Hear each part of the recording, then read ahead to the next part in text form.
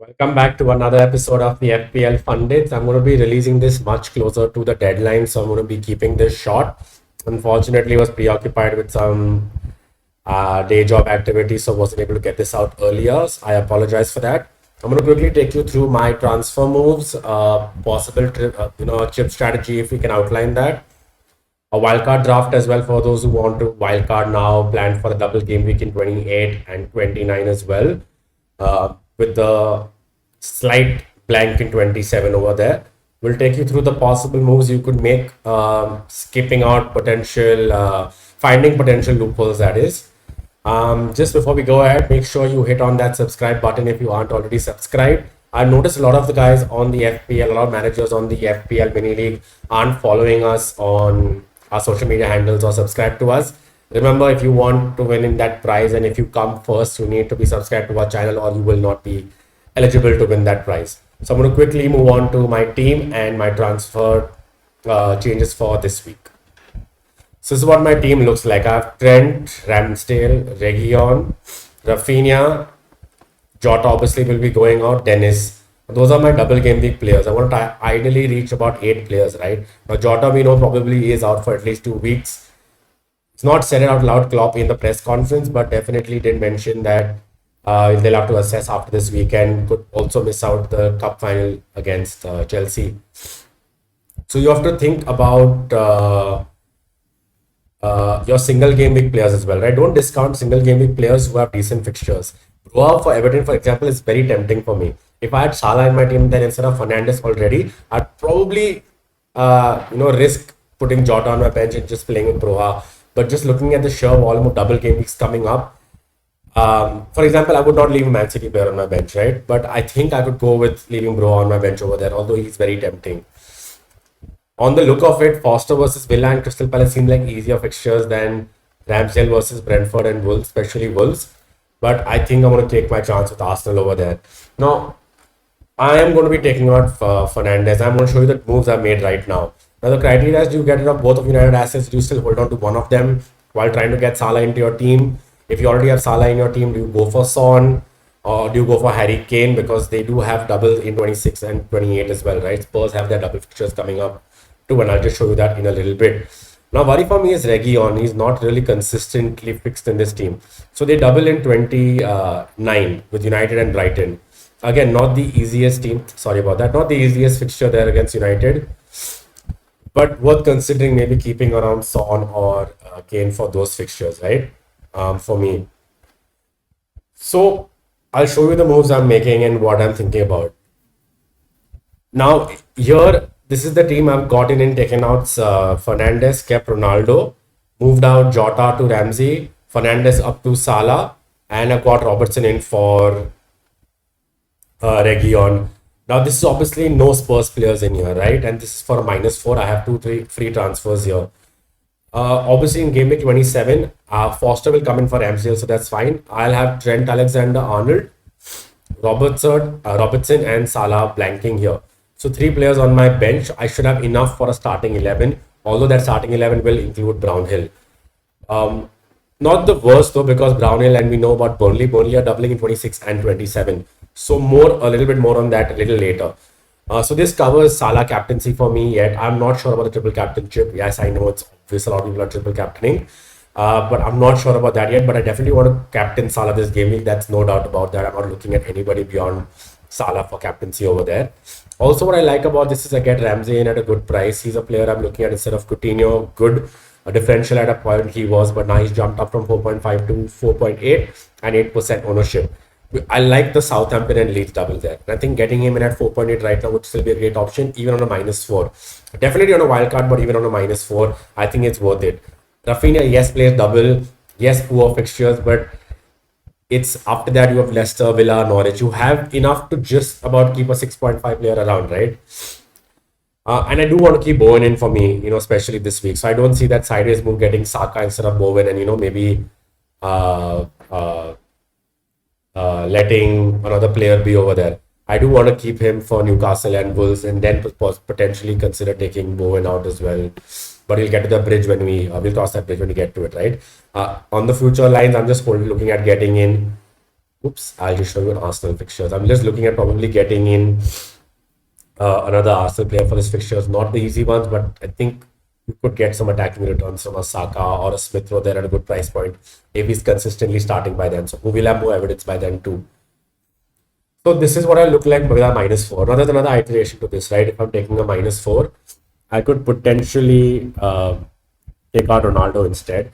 Now instead of taking out, okay, I'll just move this back here. So this is what we can do instead. We can leave Region in. It's a risk, obviously. I'm not very happy taking it. But in that case, let's just say I'm going to go for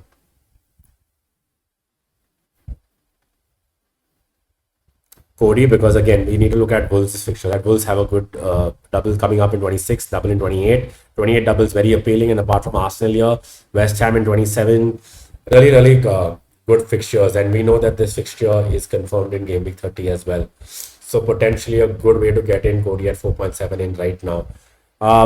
Yeah, sorry, coming back to what I was talking about. Then these are the probable moves I would consider.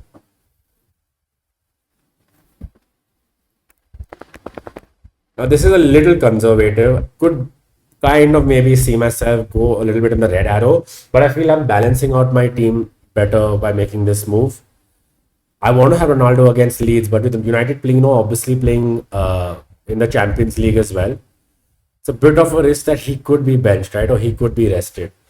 Yeah, sorry. So then I can get in Edouard here or Lacazette. As we know, Crystal Palace are also playing. I'm just going to show you Edouard's fixtures first. So Edouard is at 6.6. He's at a price rise. Crystal Palace play Chelsea, Watford, Burnley, Wolves. 29 is tough over there, but then Newcastle. So again, looking at a positive fixture, and Edouard's a good option there for me. And again, this is just with a -4, right? If not him, then we go for Lacazette, because like I said, I just showed you Arsenal's fixtures. They're decent as fixtures as well. And he will be the man up front who will be starting. So again, with the -4, I get to keep Fernandes against Leeds because I doubt he'll be rested. You get to get Cody instead of Region because we have concerns about Region. Obviously, not enough money in the bank for Robertson if you take in Lacazette. But if you do take in Edouard, you can get in Robertson over there instead of Cody, right? Pretty much be the same move. And it could again serve out, but then you're kind of missing out on having Lacazette in that other coming up double fixture as well, and slightly easier fixture runs. But then you're balancing out getting in Robertson and going triple up for this week with your Liverpool assets. And again, it would just be a -4 for me, at least if I consider doing this, and I get to have Fernandes versus Leeds. Now, if I just leave things as it is and I take the risk of playing Region, like I said, right, I can easily also, third transfer option is going for Son Heung-min there, which would cover Spurs' double now, Spurs' double fixtures later. The later fixtures are in 29 with United, Brighton, then you have him against Everton, Leeds in 27 themselves. So a good buy, especially against Burnley. We know he likes to do well.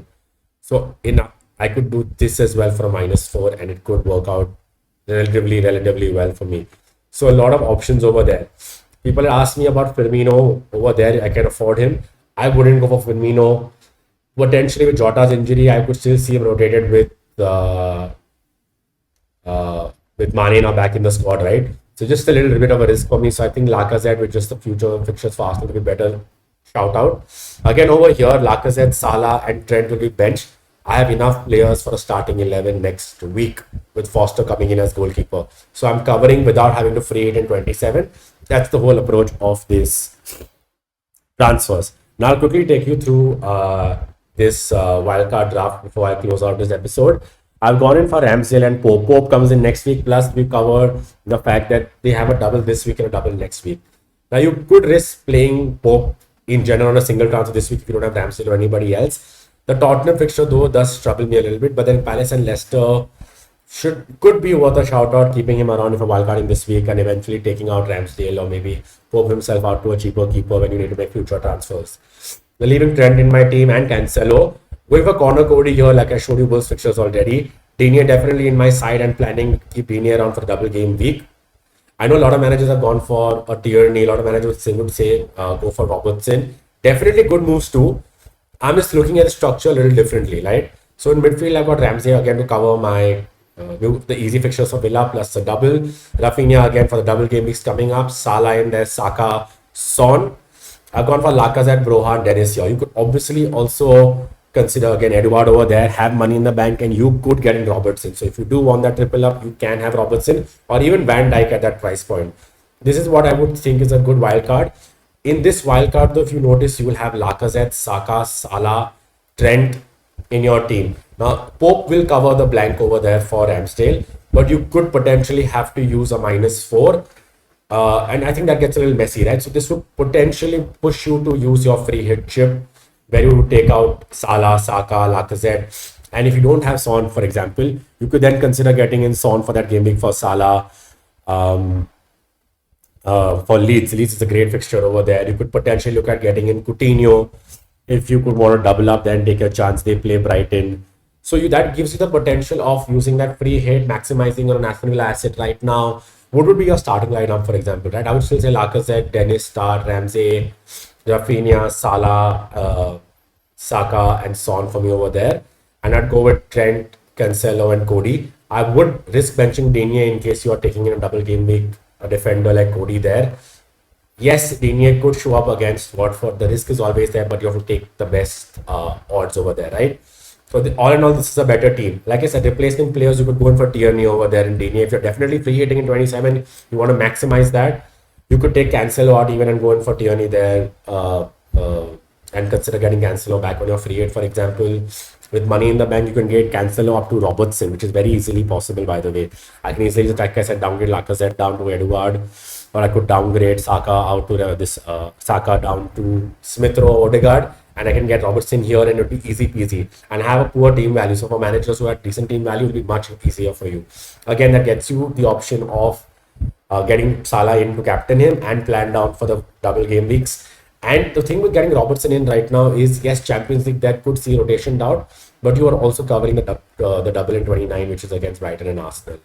So that's the pro of getting Robertson in versus not getting him in. You're covering up that fixture as well. Apart from this, looking at the other fixtures, I think I do see myself using the bench boost potentially in game week 28.